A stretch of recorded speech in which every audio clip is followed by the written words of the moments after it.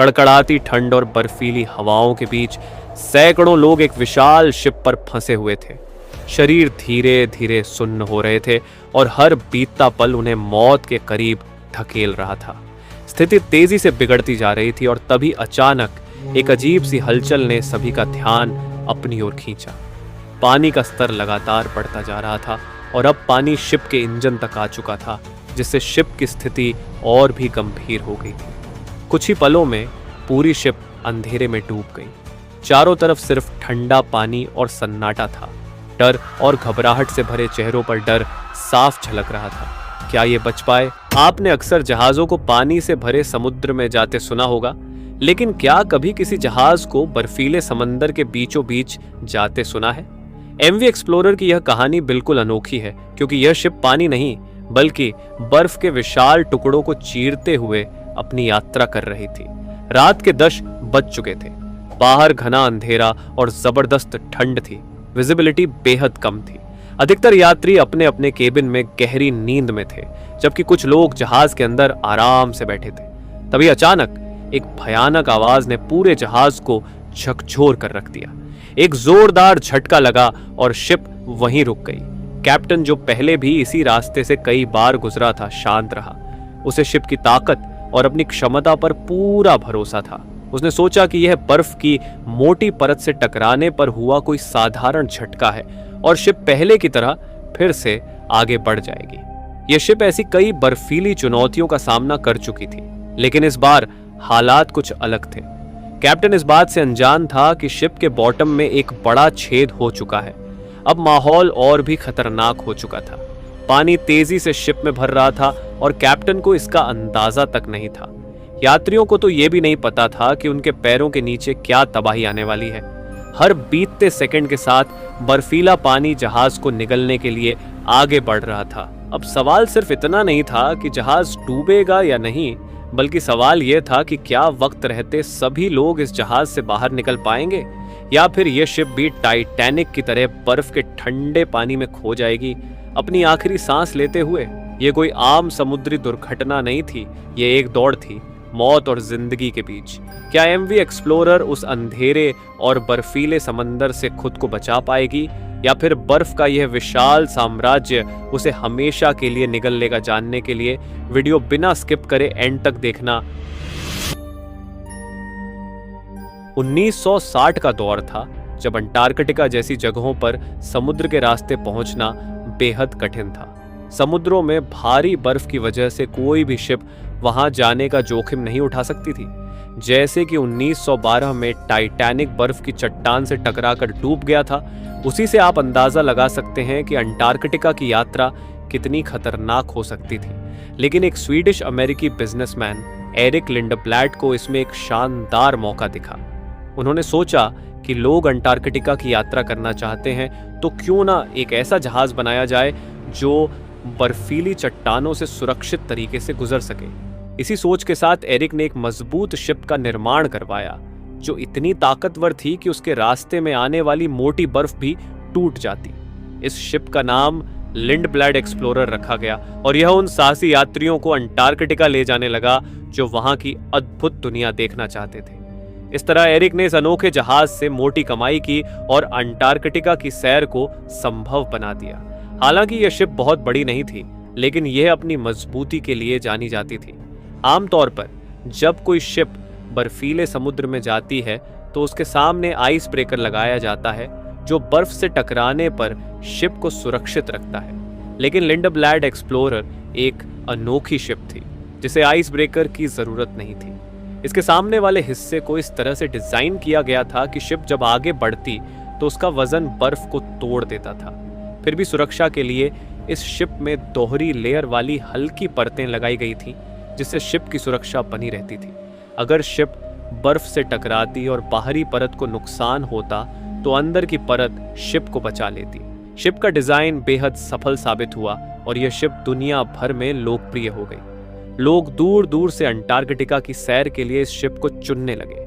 यह शिप इतनी भरोसेमंद थी कि इसने कई बार दूसरी फंसी शिप्स को बचाया। साल दर साल इसके मालिक और नाम बदलते रहे, लेकिन इसकी परफॉर्मेंस हमेशा शानदार रही। आखिरी बार इसे 2004 में खरीदा गया और इसका नाम MV एक्सप्लोरर रखा गया। 11 नवंबर 2007 को यह शिप एक बार फिर से अंटार्कटिका की ओर रवाना हुई। यह 19 दिनों का सफर होने वाला था और जो लोग अंटार्कटिका देखने का सपना लेकर इस जहाज में सवार थे, उन्हें बिल्कुल अंदाजा नहीं था कि आगे क्या होने वाला है। सभी लोग अंटार्कटिका की यात्रा को लेकर काफी उत्साहित थे और उन्हें इस जहाज की ताकत पर पूरा भरोसा था। इस जहाज के कप्तान वेंकट वायमन थे, जो पहले भी कई बार इस बर्फीले रास्ते से गुजर चुके थे। जहाज की मजबूती और कप्तान का अनुभव दोनों की वजह से यात्री खुद को सुरक्षित महसूस कर रहे थे। आधे रास्ते तक सब कुछ ठीक चलता है, लेकिन फिर कप्तान ने शिप को एक नए रास्ते पर मोड़ दिया। उन्हें लगा कि इस रूट से कम बर्फ मिलेगी और वे जल्दी अपनी मंजिल तक पहुंच जाएंगे, लेकिन उन्हें नहीं पता था कि यह रास्ता उन्हें मुश्किलों की ओर ले जा रहा है। सफर के शुरुआती 10 दिन तो आराम से गुजरते हैं, लेकिन फिर आती है 22 नवंबर की रात। इस रात शिप को मोटी बर्फीली परतों से होकर गुजरना था। कप्तान ने यात्रियों को पहले ही बताया था कि बर्फ के टकराने की आवाजें आ सकती हैं, लेकिन इससे घबराने की जरूरत नहीं है। उन्होंने सबको आराम से सोने की सलाह दी।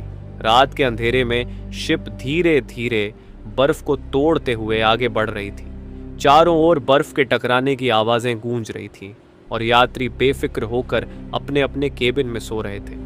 शिप पतली बर्फ की परतें पार कर चुकी थी और अब मोटी और पुरानी बर्फ से होकर गुजर रही थी। तभी अचानक एक जोर की आवाज आती है। शिप में एक तेज झटका लगता है और शिप वहीं रुक जाती है।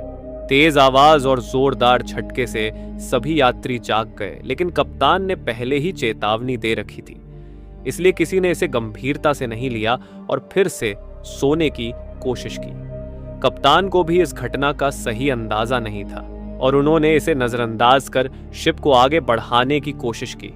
शिप बर्फ को तोड़ते हुए फिर से धीरे धीरे आगे बढ़ने लगी, लेकिन थोड़ी ही देर बाद यात्रियों के केबिन से चीखने चिल्लाने की आवाजें आने लगी। शिप के अंदर तेजी से पानी भरने लगा था। असल में शिप एक मोटी और पुरानी बर्फ की चट्टान से टकरा चुकी थी, जिससे जहाज के निचले हिस्से में एक बड़ा छेद हो गया था। शिप का डबल हल भी इस टक्कर में बेकार साबित हुआ। अब पानी बहुत तेजी से अंदर आ रहा था और यात्रियों में अफरा तफरी मच गई। सब अपनी जान बचाने के लिए इधर उधर भागने लगे। कप्तान को जब यह खबर मिली कि शिप के निचले हिस्से में बड़ा छेद हो चुका है, तो पहले उन्हें विश्वास नहीं हुआ। उन्हें लगा कि छोटा मोटा नुकसान हुआ होगा जिसे ठीक किया जा सकता है, लेकिन जब उन्होंने स्थिति का जायजा लिया तो देखा कि पानी बहुत तेजी से भर रहा था। यह देखकर कप्तान की आंखें फटी की फटी रह गईं। उन्हें समझ आ गया कि अब यह शिप नहीं बच पाएगी। कप्तान ने तुरंत अपने क्रू मेंबर्स को डिस्ट्रेस सिग्नल भेजने का आदेश दिया, ताकि आसपास कोई जहाज हो तो वह इस सिग्नल को पकड़ सके और मदद के लिए आ सके। शिप के अंदर पानी अब इतना ज्यादा भर चुका था कि वह एक तरफ झुकने लगी। क्रू मेंबर्स तुरंत यात्रियों को शांत करने और लाइफ बोट्स में उतारने में जुट गए। क्योंकि यह शिप आकार में छोटी थी, उसकी बचने की संभावना बहुत कम थी। शिप अब भी अपनी मंजिल से करीब 46 किलोमीटर दूर गहरे समुद्र में थी। इतनी खराब हालत में शिप का किनारे तक पहुंचना नामुमकिन था और यात्रियों को अब अपनी जान बचाने का ही सहारा था। सौभाग्य से जो डिस्ट्रेस सिग्नल भेजे गए थे वो 2 शिप्स को प्राप्त हुए, लेकिन समस्या ये थी कि ये दोनों शिप्स अभी भी इतनी दूर थीं कि वे MV एक्सप्लोरर की मदद तुरंत नहीं कर सकती थी। दूसरी परेशानी ये थी कि जिन लाइफ बोट्स में यात्री बैठे थे वहां ठंड से उनकी हालत खराब हो रही थी। धीरे धीरे पानी बढ़ता गया और शिप के उस रूम तक पहुंच गया जहां से पूरी शिप को पावर मिलती थी। पानी के भरने से एक शॉर्ट सर्किट हो गया और पूरी शिप की बिजली चली गई। शिप को पूरी तरह से खाली कर दिया गया था और सभी लोग लाइफ बोट्स में सवार थे। कप्तान शिप को सीधा करने की कोशिश कर रहे थे, लेकिन पानी इतना ज्यादा भर चुका था कि इंजन ने काम करना बंद कर दिया। शिप तेजी से डूबने लगी और आखिरकार कप्तान ने भी शिप छोड़ने का फैसला किया। कप्तान और क्रू मेंबर्स भी लाइफ बोट्स में सवार हो गए और अब सब ठंडी हवाओं और बर्फीले पानी में सिर्फ इस इंतजार में थे कि कोई उन्हें बचाने आएगा। इनकी आंखों के सामने उनका शिप समुद्र में समाता जा रहा था। दशकों तक समुद्र पर राज करने वाली यह शिप अब उसी समुद्र की गहराइयों में जा चुकी थी। लाइफ बोट्स में सवार सभी लोग खुले आसमान के नीचे इस दर्दनाक मंजर को देख रहे थे। उन्हें इस ठंडे पानी में घंटों गुजर गए और अगली सुबह होने वाली थी। तभी उन्हें दूर समुद्र में लाइट्स दिखने लगी जो उनकी तरफ आ रही थी। दरअसल जिन 2 शिप्स को डिस्ट्रेस सिग्नल मिला था, उनमें से एक शिप उनकी मदद के लिए आ रही थी। सभी लोगों को सुरक्षित रेस्क्यू कर लिया गया। अच्छी खबर यह थी कि इस खौफनाक हादसे में कोई जान नहीं गई और सब बच निकले। लेकिन कप्तान की एक गलती ने एमवी एक्सप्लोरर को समुद्र की गहराई में समा दिया। आज भी इस जहाज का मलबा पेंगुइन आइलैंड से करीब 25 मील दूर समुद्र की गहराइयों में दफन है।